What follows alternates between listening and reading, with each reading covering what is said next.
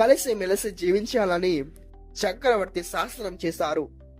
దేశభక్తులు ధనికులైనా సరే క్రైస్తవ మత ఆచారాలను తన రాజ్యంలో నిషిద్ధమని ప్రచారించకూడదని ఆజ్ఞ జారీ చేశారు.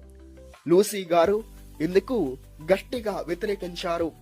వ్యక్తి స్వేచ్ఛకు ఇష్టానికి చక్రవర్తి అడ్డు చెప్పడం సరికాదని, పైగా అన్య దేవతలను పూజించడం వల్ల మా వల్ల కాదని, విముక్తి యేసుక్రీస్తు ప్రభువును విడిచిపెట్టలేదని నిక్కచ్చిగా ప్రకటించారు. లూసీ అమ్మగారిని వేశ్యగృహానికి తరలించాలని గవర్నర్ తకీదు జారీ చేశాడు. ఎంత ప్రయత్నించినా ఆ అమ్మ నిలబడ్డ చోటు నుండి కదలించడం బలమైన భటుల వల్లే కాలేదు. ఆమె అందమైన జ్యోతిర్మాయి కండ్లు దేవునిపైవే వెయ్యబడ్డాయి.